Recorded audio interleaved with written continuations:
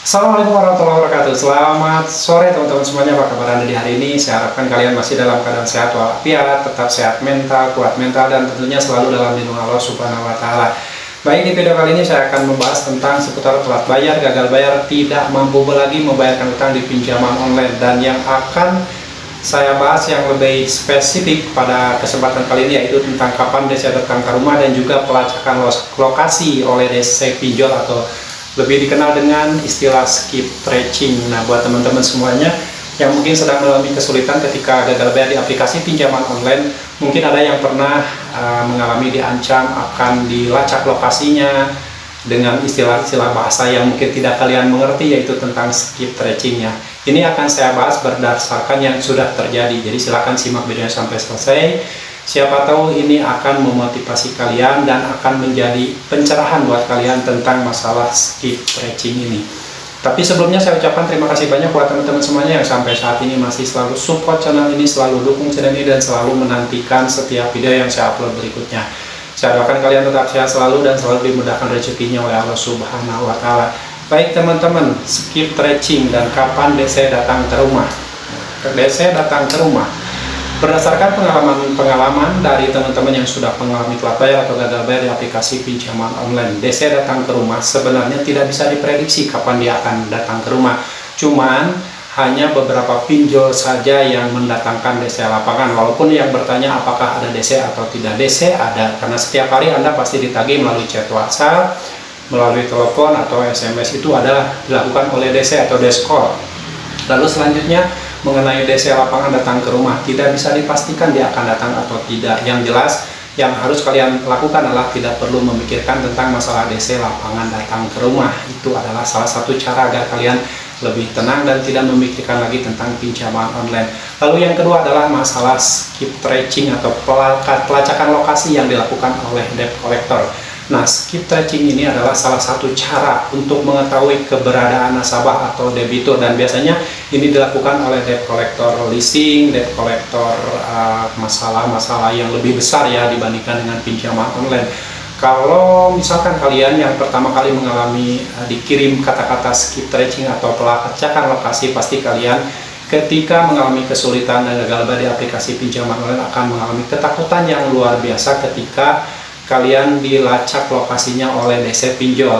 Padahal hal itu biasa saja, karena pelacakan lokasi itu tidak seperti yang kalian pikirkan. Kalian pasti berpikir bahwa ketika kalian berada di masjid, DC pinjol akan tahu. Kalian berada di toilet, DC pinjol akan tahu. Terus lalu kalian lagi ada di pasar, di terminal, di perjalanan, kalian mengira DC pinjol akan tahu karena dengan adanya kiriman chat WhatsApp atau SMS yang mengatakan bahwa DC pinjol akan melacak lokasi Anda dengan melakukan skip tracing. Nah, skip tracing ini hanya bisa dilakukan oleh orang-orang yang kemampuan intelektualnya tinggi tentang dunia teknologi, termasuk Badan Intelijen Negara dan sebagainya, itu mungkin bisa saja. Tapi kalau masalah DC pinjol, ini DC lapangan pinjol atau pihak ketiga, itu saya rasa tidak bisa melakukan hal itu. Cuman yang pernah dilakukan oleh DC lapangan pinjol ketika melacak keberadaan nasabah, debitur yang telat bayar atau gagal bayar, pertama ya DC pinjol ini datang ke lokasi atau alamat KTP, tetapi dia hanya menanyakan ke tetangga atau ke siapa, ke orang-orang yang ada di sekitar rumah Anda yang sesuai dengan alamat yang dicantumkan ketika Anda mengajukan pinjaman di pinjol tersebut. Nah, setelah itu dia mungkin mengirimkan kayak semacam Sherlock lokasi dia kepada kantornya. Nah, dari situ kantornya akan tahu bahwa keberadaan nasabahnya ada di titik mana. Lalu setelah itu kalau ada DC pinjol yang datang ke kantor, nah si DC pinjol ini hanya menemui security, jadi menemui orang-orang yang ada di depan kantor atau siapa yang mungkin bisa ditanyakan informasinya. Nah, salah satunya itu security. Nah, security ini diajak ngobrol sama DC pinjol tersebut, lalu ditanyakan apakah benar si debitur tersebut terjadi di sana, lalu berapa orang karyawan dan sebagainya, informasi-informasi yang diperlukan. Lalu dia juga mungkin bisa saja mengirimkan lokasi atau Sherlock ke kantornya, jadi kantornya tahu, oh betul ternyata orang atau debitur tersebut kerja di situ. Nah, itu hanya dilakukan seperti itu yang namanya pelacakan lokasi. Kalau masalah skip tracing, pelacakan lokasi yang lebih detail, kayak mengetahui keberadaan kita lagi di toilet, lagi sholat, lagi makan, lagi ada di masjid, lagi di perjalanan, itu terlalu jauh, berpikirnya terlalu jauh. Anda tidak boleh berpikir terlalu jauh karena itu hanya menakut-nakuti diri Anda sendiri. Jika Anda terus-terusan berpikir seperti itu, sehingga di saat Anda lagi ke masjid tidak tenang, lagi pergi ke pasar tidak tenang, lagi ada di kantor tidak tenang, lagi di perjalanan bawa kendaraan juga tidak tenang, karena Anda selalu mengira bahwa DC pinjol tahu keberadaan Anda. Itu hanya menakut-nakuti diri Anda. Jadi buat teman-teman semuanya yang saat ini sedang mengalami kesulitan karena tidak mampu lagi membayarkan utang di pinjaman online, tidak terlalu berpikir, jangan terlalu jauh berpikir seperti itu sampai memikirkan skip tracing, pelacakan lokasi. Dan pelacakan lokasi itu kan kita dulu ke saat meminjam uang itu sudah mendaftarkan alamat lengkap kita sesuai KTP. Nah, DC pinjol hanya melacak sesuai dengan data KTP, sesuai dengan data kantor yang kita daftarkan ketika meminjam uang di aplikasi pinjaman online tersebut. Jadi buat teman-teman semuanya, tetap semangat, tetap tenang. Jangan memikirkan masalah hal itu, karena itu adalah akan menghancurkan mental Anda dan Anda tidak bisa beraktivitas seperti biasa, tidak bisa beraktivitas secara normal, mungkin tidak bisa bekerja lagi. Sementara masalah Anda ketika gagal bayar pinjol itu adalah tidak mampu lagi bayar dan tidak punya uang untuk membayar. Kalau Anda diam di rumah, tidak keluar rumah, mungkin Anda tidak akan bisa mencari uang, mencari rezeki, mencari pundi-pundi rupiah.